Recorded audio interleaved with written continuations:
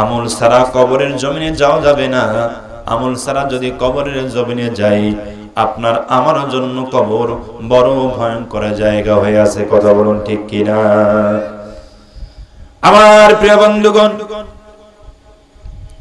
কবর কত ভয়ঙ্কর জায়গা। এই কবর সম্পর্কে যদি বর্ণনা করতে যাই, বিশ্ব নবীজির কলিজার টুকরা বেটি ফাতিমা রাদিয়াল্লাহু তাআলা আনহা কবরের বর্ণনা দিয়েছেন। কবর বড় কত ভয়ঙ্কর জায়গা দেখেন। মা বোনদেরা আলোচনাটা ওই ভিতরেই চলে আসবে। বাড়ির ভিতরে পর্দার আড়ালে যে সমস্ত মা বোনেরা বসে আছেন, খেয়াল করে দেখেন, আপনাদের এই ব্যাপারে আলোচনা শুরু হবে। রাসূল বলেছেন ফাতিমার ব্যাপারে, আল ফাতিমাতু সাইয়্যিদাতু নিসাই আহলিল জান্নাহ। রাসূলের মেয়ে ফাতিমা হবে জান্নাতি সমস্ত নারীদের সর্দারিনী, নেতৃত্ব প্রদান করবেন ফাতিমা। এই ফাতিমা কবরকে বড় ভয় করেছেন। কবরকে নিয়ে বড় টেনশন নবীজির বেটি ফাতিমা করেছেন। ফাতিমা যখন মৃত্যুবরণ করবেন, মৃত্যুবরণের পূর্বে আল্লাহ নবীজির কলিজার টুকরা বেটি ফাতিমা রাদিয়াল্লাহু তাআলা আনহা প্রাণের স্বামী হযরত আলীকে ডাক দেয়, ও আমার প্রাণের স্বামী আলী, আমি ফাতিমা দুনিয়া থেকে বিদায় নিয়ে চলে যাব। আমি ফাতিমা দুনিয়া থেকে বিদায় নিয়ে চলে যাওয়ার পর এই দুনিয়ায় আপনার কাছে আমার কয়েকটা ওসিয়ত আছে। এই ওসিয়তগুলো আপনি যথাযথভাবে পালন করে দিবেন। হযরত ফাতিমা রাদিয়াল্লাহু তাআলা আনহা স্বামীকে ওসিয়ত করেছিলেন, প্রাণের স্বামীরে, আমি যখন দুনিয়ার জমিন থেকে বিদায় নিয়ে চলে যাব, মৃত্যু বরণ করার সঙ্গে সঙ্গেই অল্প সময়ের ভিতরে আপনি আমাকে দাফন করে দিবেন। দাফন করার জন্য বেশি মানুষের দরকার নাই, অল্প মানুষ ডেকে আমাকে দাফন করে দিবেন। এই জন্য অল্প মানুষ নিয়ে দাফন করবেন। কারণ হলো আমি সারাটা জীবন পর্দা করে চলেছি। পৃথিবীর কোন বেগানা পুরুষ আমাকে দেখতে পারে নাই। সারাটা জীবন আমি পর্দা লঙ্ঘন করি নাই, পর্দা মেইনটেইন করে আমি চলেছি। আমার প্রাণের স্বামী, আমি রাসূলের বেটি ফাতিমা, আমি যখন মৃত্যুবরণ করব, এই সংবাদ যখন চতুর্দিকে ছড়ায় যাবে, আমার বাবার লক্ষ লক্ষ অনুসারী আছে, তারা পাগল পারা হয়ে আমি ফাতিমার জানাজায় হাজির হবে। কারণ আমি রাসূলের বেটি, সেই কারণে তারা পাগল পারা হয়ে জানাজায় হাজির হবে। যদিও আমি লাশ হয়ে তাদের সামনে থাকব, আমার কোনো হুঁশ জ্ঞান কিছুই থাকবে না, আমার শরীরটা সামনে থাকবে। তারা যদিও আমাকে দেখতে পারবে না, তবু অনেকেই হয়তো মনে মনে কল্পনা করবে, ফাতিমা রাসূলের বেটি এত বড় লম্বা ছিল, এত বড় স্বাস্থ্য ছিল, এই যে বলা বলি করবে, আমার প্রাণের স্বামী, আমার পর্দার লঙ্ঘন হবে, পর্দার ব্যাঘাত ঘটে যাবে। এই জন্য আমি চাই না পর্দার লঙ্ঘন হোক। সারাটা জীবন পর্দা করে চলেছি, এই জন্য অল্প মানুষ দেখেই আমাকে তাড়াতাড়ি করে দাফনের কাজ শেষ করে দিবেন। সুবহানাল্লাহ বলেন। আমার প্রিয় ভাইরা, একটু খেয়াল করে দেখেন, বিশ্ব নবীজির বেটি ফাতিমার কি চিন্তাধারা, আর আমাদের দেশের মা বোনদের কি চিন্তাধারা। কি আমাদের দেশের মা বোনেরা কাপড়ের অভাব নাই, পোশাকের অভাব নাই, অথচ পর্দা করে চলে না, পর্দা মেইনটেইন করে চলে না। বর্তমান জামানায় দেখবেন ওই সংস্কারের নামে নারী সংস্কার শুরু হয়েছে, ওরা আবার সমান অধিকারের নামে কি যে শুরু করছে। আচ্ছা বলেন তো দেখি, ইসলামে নারীর সম্মান আছে না নাই? মহিলাদের সম্মান সবচাইতে বেশি, ঠিক কিনা কথা বলবো?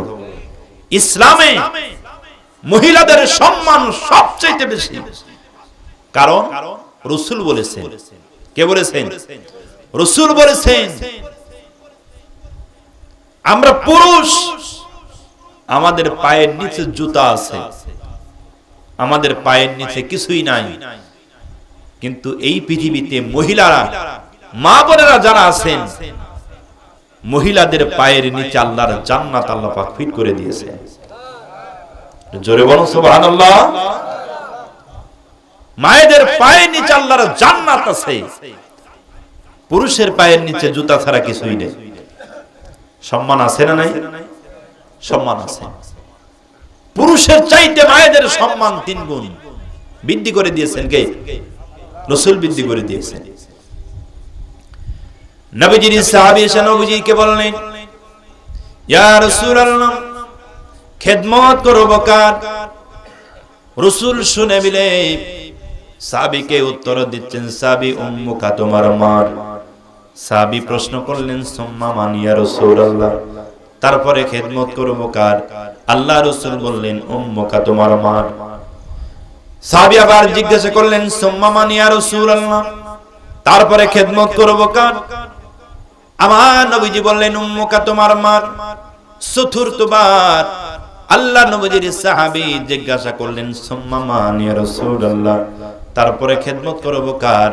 রাসূল চতুর্থবারের বার আল্লাহর নবীজি বললেন, আবুকা, তোমার পিতা। তার মানে এখানে বোঝা যায় মায়েদের সম্মান আল্লাহ পাক ইসলামের ভিতরে 3 গুণ বৃদ্ধি করে দিয়েছেন। বন্ধুগণ আমার, ভাইরা আমার, ও মা, আপনাদের সম্মান সবচেয়ে বেশি, আপনাদের স্থান আল্লাহ পাক ঘর বানিয়ে দিয়েছে। কোরআনে আয়াতে আল্লাহ পাক জানায় দিয়েছেন, অকরনা ফি বুয়ুতিকুন্না ওয়ালা তাবাররাজনা তাবাররুজাল জাহিলিয়াতিল উলা। মহিলাদের স্থান ঘর। আল্লাহ পাক বলতেছেন, মহিলারা জাহিলিয়া যুগের নারীদের মতো তোমরা বেপর্দা হয়ে রাস্তায় বের হবে। তোমাদের স্থান ঘর, ঘরটাই হলো তোমাদের নিরাপদ জায়গা, সেখানে তোমরা অবস্থান করো।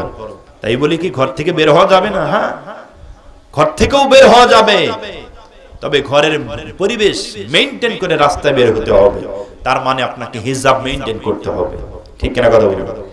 হিজাব মেইনটেইন করে তারপরে রাস্তায় বের হবে না। হিজাব ব্যতীত রাস্তায় বের হওয়া যাবে না। বন্ধুগণ আমার, ভাইরা আমার, রাসূলের প্রিয় বিটি ফাতেমা দুনিয়া জমিন থেকে বিদায় নিয়ে চলে গেলেন। হযরতে আলী ফাতেমার কথা মতো ফাতেমা যখন দুনিয়া থেকে বিদায় নিয়ে চলে গেলেন, অন্ধকার রাত, রাত্রে বেলায় দাফন করার জন্য তৈরি হয়ে গেল।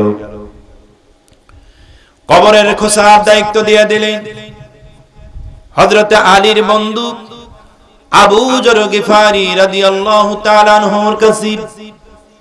গভীর রজনীতে আল্লাহ নবীজির সাহাবী, নবীজির জামাতা শেরে খোদা হযরতে আলী রাদিয়াল্লাহু তাআলা আনহু আবু যর গিফারির বাড়িতে হাজির হয়ে গেলেন।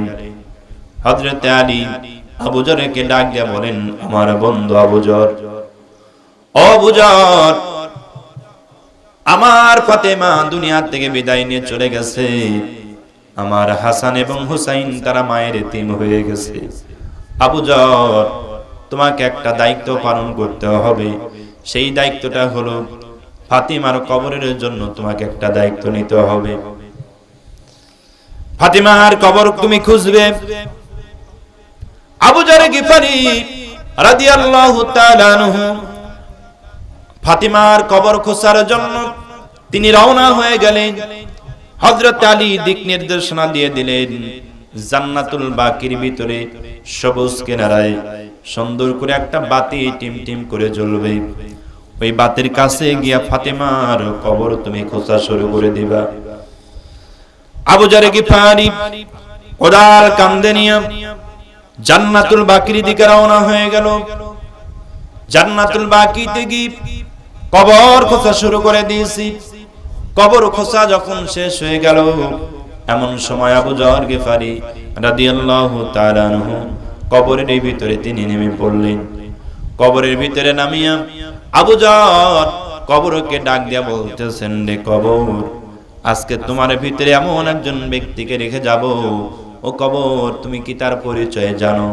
পরিচয় যদি না জানো, আমি আবু যর তার পরিচয় দিয়ে দিচ্ছি, শুনে নাও। আরে কবর, আজকে তোমার ভিতরে যারে রাখবো তিনি হচ্ছেন শেরে খোদা হযরতে আলী, যাকে আল্লাহ রাব্বুল আলামিন तमाम পৃথিবীর কাফেরদের জন্য বাগ বানায় পাঠায় দিয়েছেন। সেই শেরে খোদা হযরতে আলীর স্ত্রী ফাতিমাকে রেখে যাব কবরে। খবরদার বেয়াদবি কিন্তু করা যাবে না। কবর থেকে কোনো জবাব হয় না। কবরের মাটিকে আরো চিৎকার করে বলতেছেন, রে কবরের মাটি, তোমার ভিতরে কারে রাখবো তুমি কি তা জানো? তোমার ভিতরে যারে রাখবো তিনি হচ্ছেন আল হাসান ও হুসাইন, সাইয়্যিদা শাবাবি আহলিল জান্নাহ। হাসান এবং হুসাইন জান্নাতি সমস্ত যুবকদের সর্দার। সেই হাসান এবং হুসাইনের মা ফাতিমাকে রেখে যাব কবরে। খবরদার বেয়াদবি কিন্তু করা যাবে না। কবর থেকে কোনো জবাব হয় না। ডাক দিয়ে বলতেছেন, রে কবরের মাটি, জবাব কেন দাও না? তোমার ভিতরে আজকে যারে রেখে যাব তার পরিচয় কি তুমি জানো? তার পরিচয়টা হচ্ছে এই পৃথিবীর জমিনের সেরা মানুষ, আখিরি জামানার পয়গম্বর বিশ্বনবী জনাবে মুহাম্মদুর রাসূলুল্লাহ সাল্লাল্লাহু আলাইহি ওয়াসাল্লামের কলিজার টুকরা বেটি ফাতিমাকে রেখে যাব কবরে। খবরদার বেয়াদবি কিন্তু করা যাবে না। এবার কবর থেকে জবাব হয়ে গেল। আবু যরকে ডাক দিয়ে বলতেছে, রে আবু যর, ফাতিমাকে চিনি না? হাসান হুসাইনের মা ফাতিমাকে চিনি না? শেরে খোদা হযরতে আলীর স্ত্রী ফাতিমাকে চিনি না? রাসূলের মেয়ে ফাতিমাকে আমি চিনি না? আবু যর, শোনো রে, আমি চিনি আমল। আমল যদি ভালো হয় কবরের ব্যবহার তার জন্য ভালো হবে। আমল যদি খারাপ হয় কবরের ব্যবহার তার জন্য খারাপ হবে। রে আবু যর, কান খাড়া করে শুনে রাখো, আমল যদি খারাপ হয় আমি কবরের ব্যবহারটা এমন হবে, কবরের ব্যবহারটা এমন হবে, কবরের জমিনে মাইয়াতকে যখন রাখা হবে আমি কবর চাপতে চাপতে চাপতে চাপতে এমন একটা পর্যায়ে নিয়ে আসবো, মাইয়াতকে এমন একটা চাপ দিব এক পাজরের হাড্ডি আর এক পাজরের ভিতরে ঢুকে যাবে।